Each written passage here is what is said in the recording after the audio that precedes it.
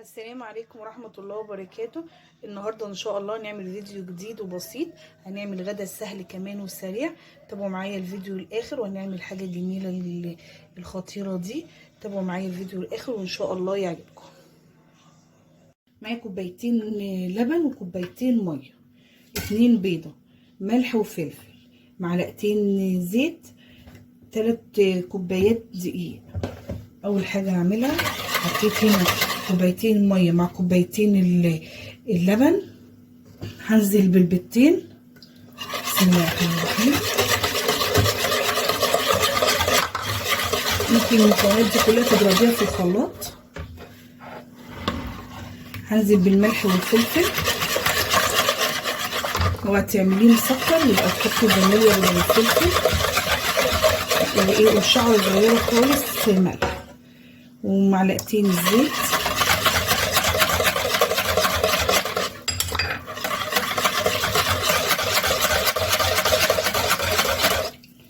وهنزل بالدقيق كده بالتدريج واحده واحده. بسم الله الرحمن الرحيم.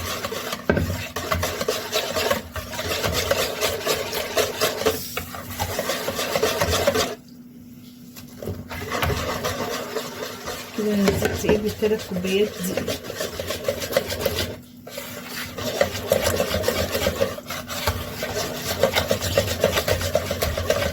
نقلبهم كويس جدا.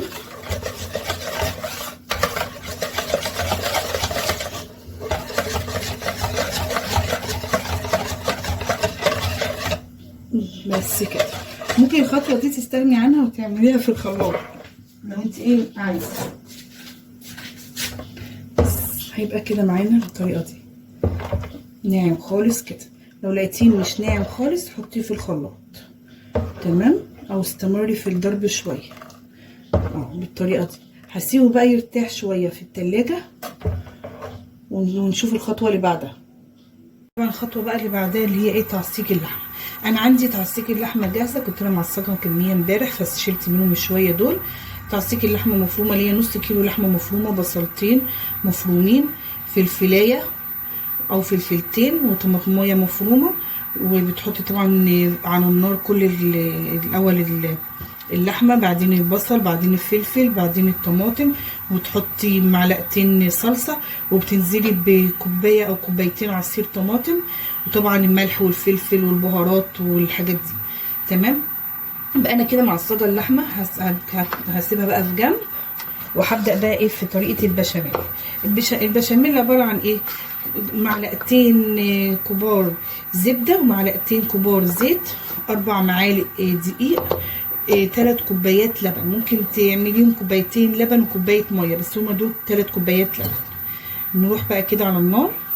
الحله سبتها تسخن كويس جدا. هنزل بقى بالزبده.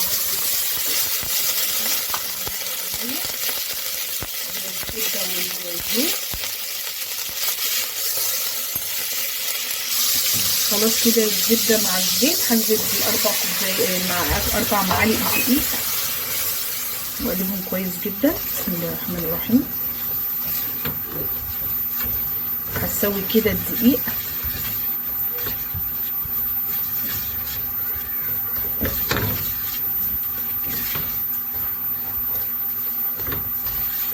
بشاميل عادي خالص.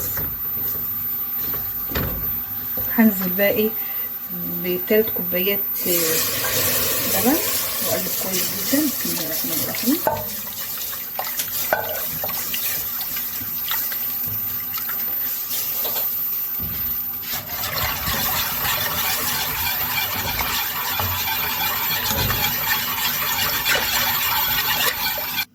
هنزل بقى بالملح والفلفل. بسم الله الرحمن الرحيم. واقلب كويس جدا. هي بدأت تتقل معايا اهي.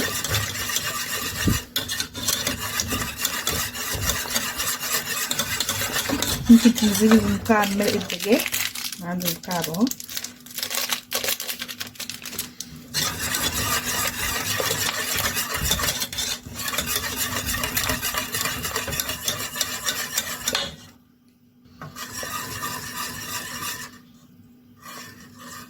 وبكده يكون البشاميل خلاص خلص، بدأ يبقبق كده معانا وتقل. بس كده انا عايزاه بالقوام ده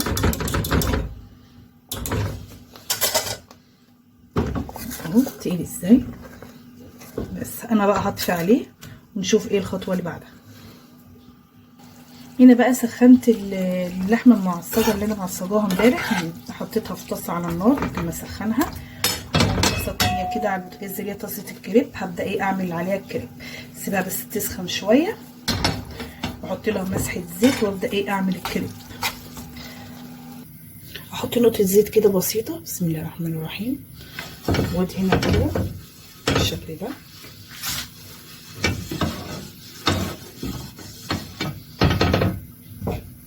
وهنزل بقى ايه بخليط الكريب اهو. كل ما تيجي تستخدميه تقلبيه تقليبه كده حلوه. بسم الله الرحمن الرحيم.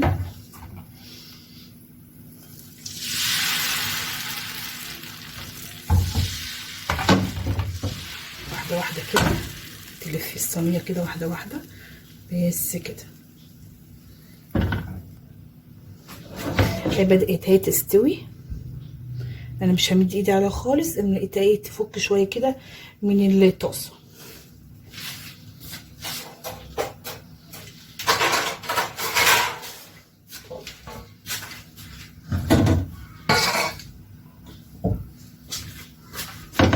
بالطريقه دي كده، هي لسه شويه.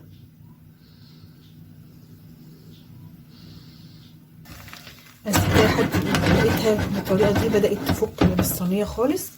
فايه بسم الله الرحمن الرحيم واحده واحده كده، وهقلبها ايه على اليمه التانيه بالطريقه دي.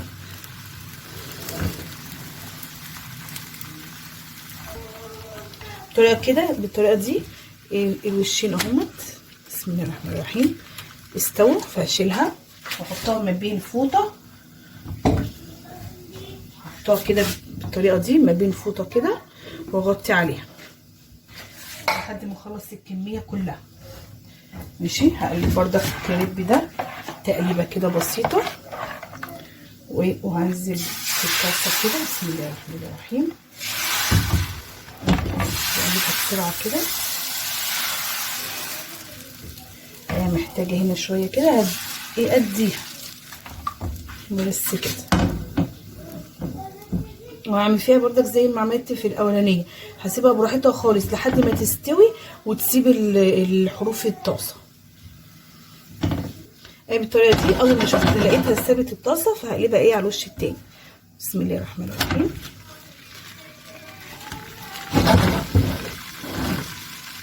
وهكمل بقى بقيه الطريقه دي في كل الكريب.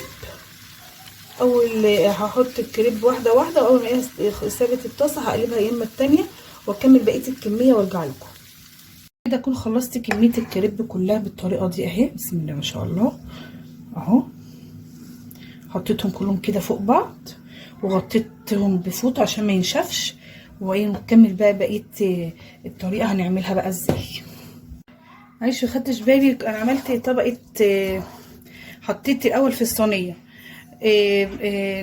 نقطه زيت، وبعدها حطيت معلقه من البشاميل، وحطيت واحده من الكريب، وحطيت لحمه مفرومه فوقيها، وبعدها معلقه من البشاميل.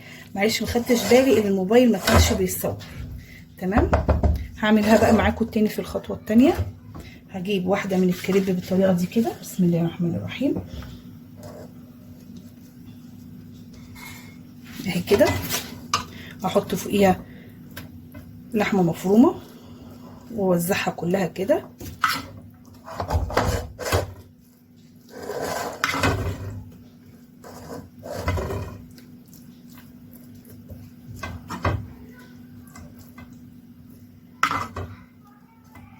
بسيط خالص لان كل الطبقات هتبقى فيها لحمه مفرومه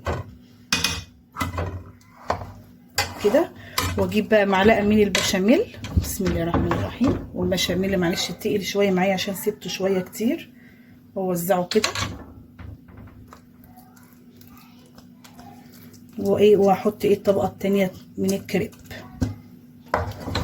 وهكذا بقى لحد ما اخلص كميه البشاميل اللي عندي واللحمه المفرومه والكريب، ولحد ما الصينيه ما تتملى. هعمل وهكذا كده، واحده من الكريب، واحده من وبعدها لحمه مفرومه، وبعدها بشاميل. هخلص بقيه الطريقه كده وارجع لكم. ده عملت كل الطبقات الكريب. بقى شويه بشاميل بحطه بقى ايه على الوش بالشكل ده. بسم الله الرحمن الرحيم.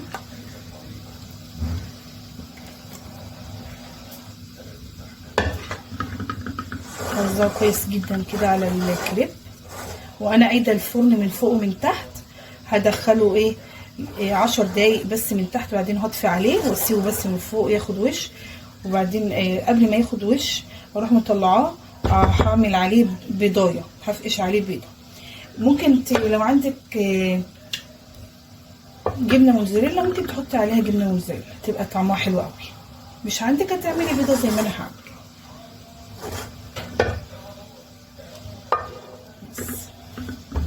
همسح بقى الصينيه كلها من الحاجات اللي فيها دي وادخلها ايه الفرن. زي ما اتفقنا انا قايده الفرن من فوق ومن تحت، واسيبها 10 دقايق. قبل ما تاخد وش اروح حاطه عليها بيضايه. الصينيه اهي من الفرن لسه مطلعاها حالا، خدت وش اهي. انا اول ما لقيتها قربت تاخد وش رحت انا حاطه عليها البيضايه ومعلقه وشعره بسيطه كده فلفل اسمر عشان زفاره البيض، ودخلتها الفرن خدت وش اهو. هسيبها تبرد شويه واقطعها معاكم واوريها لكم. انا سبتها تبرد شويه. تعالوا بقى نقطع كده واحده مع بعض. بسم الله الرحمن الرحيم.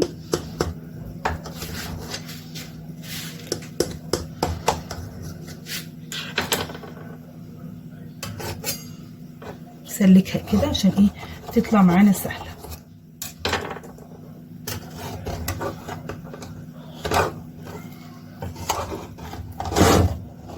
وهي سخنه جدا اهي. بسم الله الرحمن الرحيم. هتبقى بالطريقه دي كده، حطها كده بره. بسم الله الرحمن الرحيم.